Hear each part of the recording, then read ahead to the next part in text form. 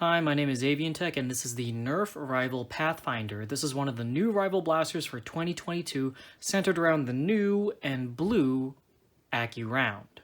I guess you could consider this the flagship blaster of the series. It shares similar visual aesthetics with its companion pieces, the Vision and Fate, including the translucent green sight up at the front, the sci-fi visuals, and the general electric blue color scheme.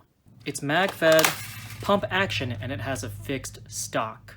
The pump grip is fine. It's not super grippy. It's weirdly smooth on the bottom, but there's enough texture for your hand to get purchase, and the backstop here definitely helps.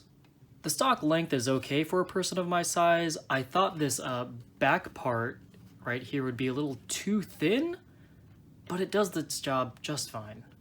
As you can tell, the magazine sits at an angle like so, and I really like this large paddle of a mag release. It's big enough so you can't miss it, and it's easy to strike while simultaneously holding the mag while reloading. The included magazine is solid orange, so good luck seeing how many rounds you have remaining. Just try to keep track of your shots. It also has this this rubber dealie on the bottom. I don't know what that's about. Maybe it's for cushioning if you like to throw your mags on the ground. Like the Vision and the Fate, the Pathfinder also has an adjustable rear sight, although this one is pretty unique in that it has these wheels. You can use this one to adjust the left and right, I hope you can see that, and then this wheel right here to adjust the up and down. I haven't really seen this sort of thing in blasters before, so that's really cool. Maybe it's more common in firearms? I don't know. I don't know anything about firearms. The easiest blaster to compare this to is the Hypno, since it kind of fills a similar role, but the Pathfinder is crazy lightweight. Like, you can just hold this with one hand and wave it around. You can't really do that with a Hypnos. It's very front heavy. Speaking of its weight, however, and this might just come down to personal preference, it might feel less substantial than the Vision or the Fate.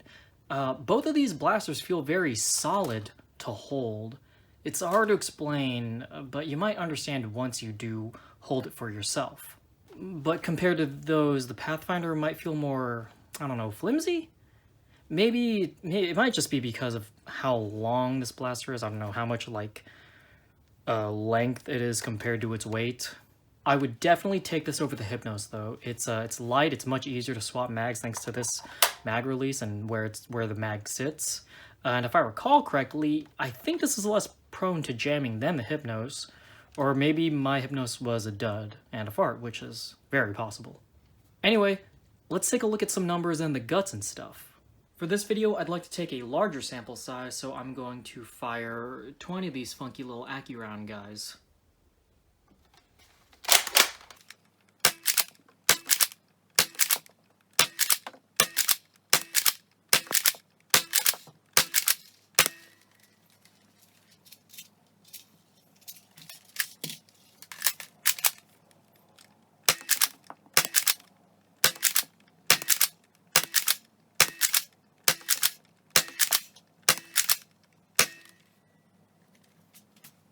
Oh, that's kind of all over the place. Minimum of 53.5, maximum of 103.1, bringing the average to 89.9. There was a couple outliers there, but it's the velocity is a lot lower than I expected it to be.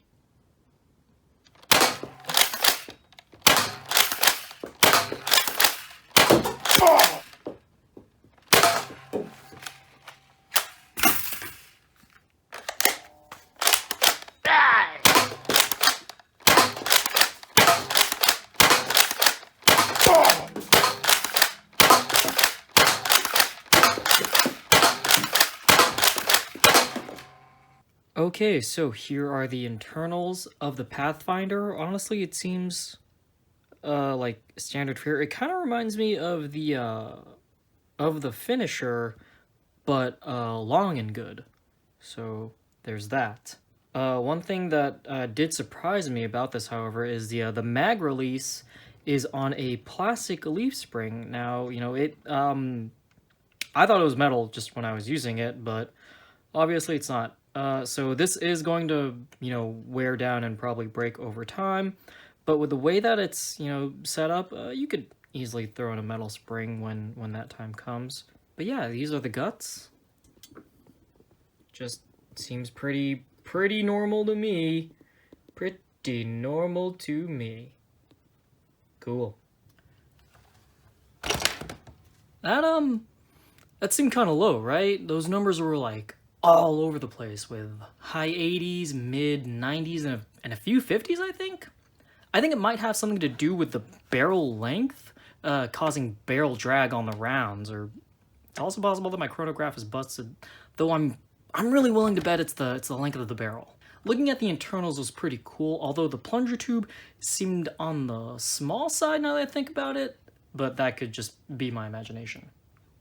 Also, what's up with this black trigger? None of the other blasters in the series have black triggers. Just this one, this and the safety switch. They're both black. Who is this blaster for?